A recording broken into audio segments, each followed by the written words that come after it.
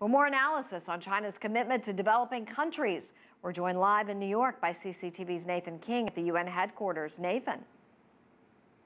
Susan, it's quite a list, isn't it? And China's actually pledging about $30 billion overall in the lifespan of these goals. They're saying they're putting justice ahead of national interest to try and lift hundreds of millions of people out of poverty towards development. These targets for 2030, the Sustainable Development Goals, are ambitious. They range from everything from climate change to sustainable economic growth.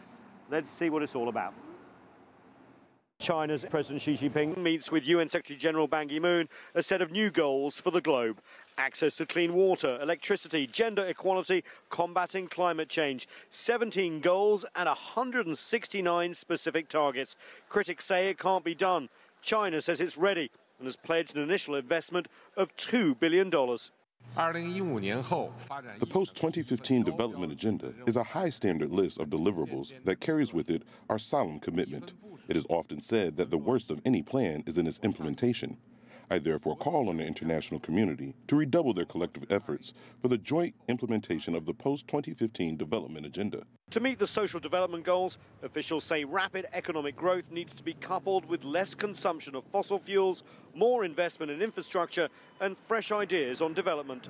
China is making specific pledges to make this happen. The initial $2 billion to help poor countries will increase to $12 billion by 2030. Beijing also announced that it would forgive loans owed to China this year by least developed indebted nations.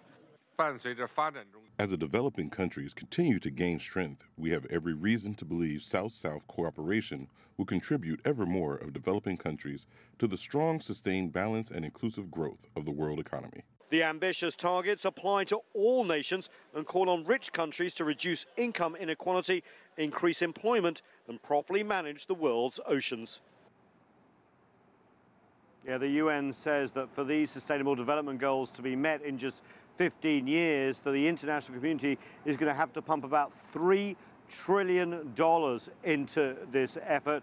And China's commitments aside, this is going to require massive global financing, but also political will on a scale that we don't often see here at the United Nations and, of course, across the globe. Susan?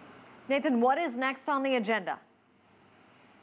Well, it's going to be a really busy week. President Xi Jinping actually addresses a gender equality women's forum on Sunday, which is pretty poignant considering 20 years ago there was a landmark women's conference in Beijing, China, which really set out goals for gender equality going forward. So it'll be really interesting that he's chairing that and charting progress going forward. But all eyes are on Monday here, where President Xi Jinping gives his first speech to the UN General Assembly. It's going to be a very high-profile speech on an extremely high-profile day. Not only will he be addressing the General Assembly, but also US President Barack Obama, Russian President Vladimir Putin. We're also going to see President Rouhani from Iran, as well as Raul Castro as well. So quite an amazing array of world leaders giving their visions, differing visions, on how the 21st century global architecture should be shaped. A poignant moment. Thank you for that. Nathan King joining us live from the UN.